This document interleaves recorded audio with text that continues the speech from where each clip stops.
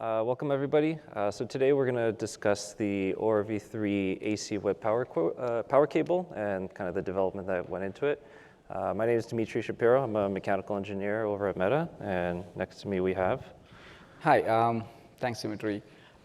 This is Natesh. I work for Amphenol, kind of engineering and technology development manager. I'm based out of Singapore. Yep. So why don't you, Dmitry, how you started this, Yeah, so just to give some background, we started the development of this about a year and a half ago when ORV3 really started getting serious, and the development of power shelves, the whole rack, BBUs, everything started really coming to light, and we realized we needed a robust and kind of manufacturable solution for power delivery to the power shelves. So we're just going to go over some of the work that went into that today. Yeah. Okay. So like I mentioned, we're going to talk about the AC whip for power delivery to Meta's Open Rack V3 design. So the spec that we base this on is kind of a Meta adaptation, but it can be used as a guideline for development of power whips and cables in anyone else's system. So the AC whip was designed for a three-phase Y wiring, so that has 4 wires plus a central ground wire. They're housed in a cable, they're housed in a cable and terminated with the OCP 7-pin universal AC input connector, which Natesh will go over later. And then they're used to deliver power to the ORV3 power shelf, which I believe Ted is going to discuss later as well. We also have different various lengths that we'll go over to accommodate kind of the flexibility of the ORV3 power shelf in the rack. Going forward. So why did we go towards an AC whip? So for ORV2, we had PDUs at the top of the rack. You have power that goes in from the tap box into the PDU. It gets converted to 12 volts, and then it goes down to the power shelves that were in stationary positions on the rack. These PDUs had an increased point of potential failure. There's a lot of electronics inside, so there was a lot of potential for failure in those systems. And they also led to a fixed power shelf location. So the lengths of the cords that were on the ORV2 system, they were fixed lengths, and the locations of the power shelves were fixed. And there was no room for expandability. So you have your 2 power shelves, one in the top section, one in the bottom section, and that was it. For ORV3, kind of in the spirit of having a more flexible option for ORV for the rack, we kind of made a simplified solution that reduces some points of failure. So what we do is we take power directly from the tap box, and it goes straight into the power shelf. So all that circuitry that was in the PDU before is now in the power shelf, and you have that direct connection. So we simplified that a lot. We have multiple lengths to allow for different power shelf locations. So wherever you want to put your power shelf, top, bottom, middle, anywhere in between, we kind of have standard lengths to accommodate that. And then it's also very easily serviceable. There's 2 latches on the connector. You pull it out from the rack, and you're good to go. And it's also easily expandable. If you ever want to have 2 power shelves in your system, you can have 2 power cords coming down on each side for the North America version, and then 1 on each side, or 1 just on one side for the European version, which we'll go over later. Okay. So this is an overview of the power shelves themselves. So we have 2 options, one for North America, one for EU. So the North America one has 6 power supplies with, I believe, N+1 redundancy.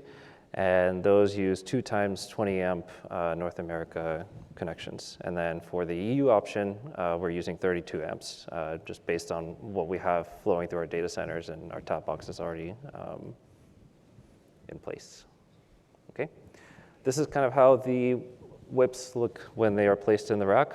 So you see from the very bottom, we have a BBU or any kind of reference IT gear. So I guess the beauty of ORV3 is you can put your BBU and power shelf anywhere you want.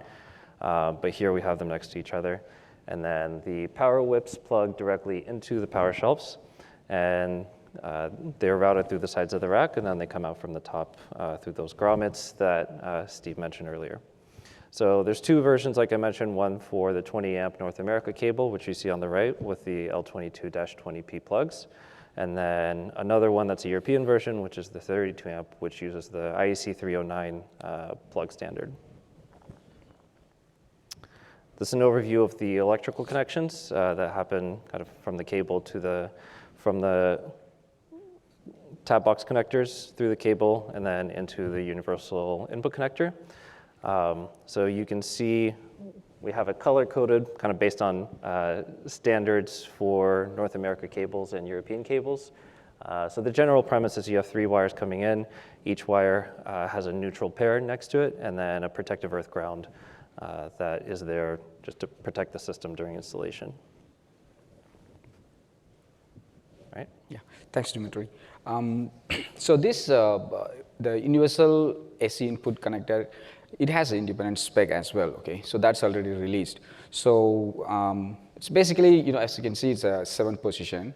So it gives a flexibility for different connections, star, delta, or whatever, single phase or 3-phase. And then this design itself, it's a shrouded. So the clearance and creepage is higher. So you can go for a higher voltage as well. The connector is capable. And then again, it has the first mate, the grounding pin. The option, the AC whip side is a female, what we call. But the option on the male side, you can have a PCB or crimp, and both also available for that. And again, this, like what Dmitry mentioned earlier, it's a meta design with the, the 5-wire version, the Y connection. The polarity from the input connector point of view, we can see later on how we do the splicing and everything. So, in mechanical aspect of it, even Steve mentioned earlier, it depends on the rack where we put. So the cable length can be flexible. So if you look at the top or middle or bottom, even custom size, we can have a different cable length. We can have it. The challenge was here the height of the back shell, the overmold, because as you know, the trough, the design, it's very limited, 23 millimeter. So we had a 2-piece plastic hood, and we have a overmolded design. So the 2-piece plastic hood is, we have screw and strain relief like a cable tie. It has a 23 millimeter, the max size, the height. But for overmold, just a little bit, give more thickness for the mold thickness, and also we had a 24 for this overmold version. So again, we can talk more about how we splice and everything. So this is a 2-piece plastic hood. If you can see the screw versus a cable tie on the strain relief, and on the overmold, on the other side is the overmold. This is tooled and it's ready. Probably, Dmitry, you want to go over? Sure. Yeah, so I'll go over some more basic requirements that we have for the mechanical design. So the first requirement is we want a 90-degree cable output. During initial development, we were looking at 45-degree output, or even we went up to 80. And the concern with that is, how do you get the splicing done within the whole hood while maintaining that angle? What we saw, basically, if you have anything less than 90 degrees, it becomes very difficult to route this cable through the short dimension that we have through the rack trough. It also has potential to start interfering with some of the rear doors that were mentioned earlier, or the rear door heat exchangers. So the basic requirement that we have here is it has to be a 90-degree angle, and it runs parallel to the rear of the power shelf. The other thing that I think is one of the most important ones is wire splitting. Like we mentioned earlier, you have 3 wires coming in, and then you have 1 neutral wire that gets spliced to basically pair each one of those 3 wires with the neutral. So there's various ways of doing that within the hood of the connector. There's bridging and kind of bus bars, so you have like a copper plate that connects the 3 or splits out the neutral wire. There's ultrasonic welding, there's traditional splicing. So it really depends up to the manufacturer and what they're more comfortable with, and cost and all of that. But the main requirement is that it has to be manufacturable. It has to pass all the continuity tests and every kind of reliability test that is standard for connectors. Some other items, strain relief. So you can see on the bottom picture here, there's a bit of a strain relief on the end of the connector where the cable exits. So has to be in place for the cable mating interface. And this is kind of why we prefer an overmolded hood, because when you have a two-piece plastic design, the cable just kind of comes out and it's very flexible, which in a way is good, but it also means that the cable is prone to damage if you do that. So having a strain relief is very necessary for these high power applications where you don't want a whole rack to go down just because of increased strain on the system. Also, this connector is not hot pluggable. We do not want to have any fires or arcing or anything like that. So we have a safety warning label that says not for current interrupting, do not hot plug. And we made it bright yellow just so everybody can see it. On our power shelves, we also have, which we don't show here, but we have a little bracket that sits on top of this. So you need to take that bracket off in order to access the latches on the connector.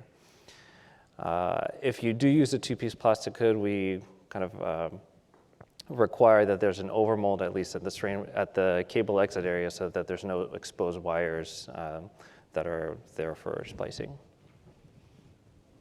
Okay, so power cord selection.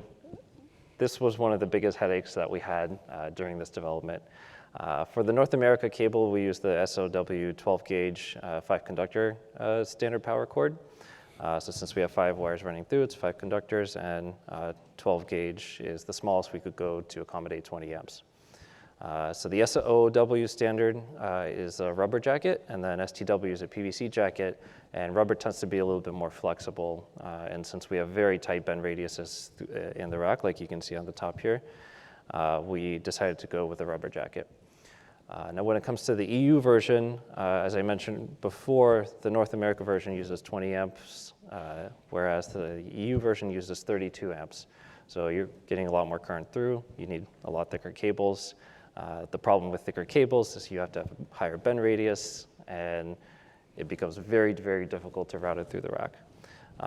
So from an electrical perspective, a 6 millimeter squared standard is preferred. So for just going back a little bit, for EU, there's a harmonized standard for the power cords, which is the H07RN-F. So 6 millimeter squared, which is the cross section of the copper itself, that is preferred from an electrical and safety standpoint. But when you get to the thickness of the cable at that size, it becomes very difficult to route. So we went down to 4 millimeter squared, but the challenge with that is passing T-rise testing. So when you're passing 32 amps of current through that small of a conductor, your T-rise becomes an issue, and we have to stay under 30 degrees Celsius T-rise. And Natesh will go over some of the tests that were done to Dmitry. Validate that. As just Dmitry mentioned, the challenge was to get the EU current rating. If you noticed, we did the T-rise, we are just showing it just the EU version of the test result here. We qualified for we had to go for the 6051 to test. So we did some trial and error. So as I mentioned, on the power shelf side, the connector, you can go whether PCB termination or crimp cable. So we did that as a 8 gauge on the other side, and then 4 mm square on the AC whip side, because again the jacket can go bigger because of the size limitation on the trough. So the CSA, we had to hit the CSA rating. So 30 degree rise is what this test result shows. If you can see, the other side is a crimp, that's a shelf side connector. Both also, one is a crimp, other one is a PCB. So it's very well within the 30 degree rise. As you know, UL also we qualified, but UL goes for the RTI level rating. So the CSAs go with the 30 degree rise. So this result shows us a 30 degree rise. Yeah, so we did qualify for every region. So it's NRTL in accordance. So we have a TUV, UL, or CSA, or CE marking, everything with this the AC we got qualified. So we compliance with the both IEC and NEMA. So both are qualified and it compliance with this, and then CE marking also done. You can see further, different standard what we did. Okay, these are some of the specific standards that we test and then compliance. I would say, the UL 1977, that's a pretty common. And the new one is the 61984. It actually gives a global compliance. So it got qualified for the 61994 as well. And then, of course, the AC VIP, it's a IPC, the WHMA, the Wire Manufacturer Association. So it's all compliance completely. So that's the challenge part is what? The EU version, 32 amps. And finally, we got it qualified. So that's a big thing. OK, here is the actual assembly, the AC VIP. So one is the IEC and the US, North America and Europe version, both are there. It's tooled and tested and fully compliant. And if you guys want to drop by our booth, Amphenol booth B2, we have this so you can hands-on. So both also kind of qualified and tooled in a production stage right now. And then also, if you want to see it actually installed into a power shelf, you can stop by the Meta booth as well and kind of see how it's routed through the rack and then installed directly into the power shelf. Yeah, I think rack, we can show that, right? You were showing that. Okay. Yeah, so yeah, really, if you want to, hands-on play around, visit our booth, so you can see a bit more. And call to action. So the first articles, everything completed and qualified. It's fully in a production stage right now. And the spec release, right, Dmitry? Yeah. So the spec is already in the contributions portal and in the Rack and Power wiki page. So you're more than welcome to go there and see that. Yeah. So is everything ready? And come. Thank you. Thank you. Any questions? Questions? Okay. We got 3 minutes. I might have missed this, but what's the maximum voltage that connector and whip is designed to handle and the max power? Yeah, so I believe we tested, or the standards are 600 volts, I believe. Yeah, max voltage. actually the connector can go up to 800 volt. It's DC or AC, both also tested. But the spec, we're just making it 600 volt, both AC or DC. Right. Current. Let's see. Yeah, you can handle more. You can handle more. Yeah, if you can. Yeah. If you want to show that spec, the PDF. No. Oh, I think it's not showing. Okay. Yeah. Anyway, it's the separate input connector spec. We listed under 600 volt, the DC and ADC. Yeah. Oh, it's here also.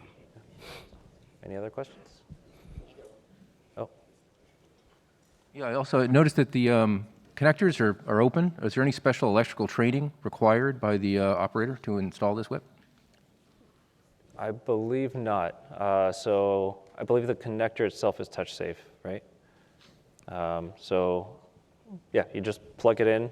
There's no, I guess in the previous power shelves, in order to have connections from the power shelf. Take out or not? Yeah, just plug it out and then. Yeah, so basically you just plug it in, so there's really no training necessary. So to be clear, you're saying it's touch safe at 800 volts? It's a touch safe. Yeah. Thank you. Yep. Question? Yeah, for if you have the ATS functionality in the power shelf, which you do, right? ATS transferred between two sources? I believe so, but I'm not the power shelf electrical expert, so you can ask the people that are going to be doing the PowerShell presentation later on this one. I doesn't have it? Okay. No.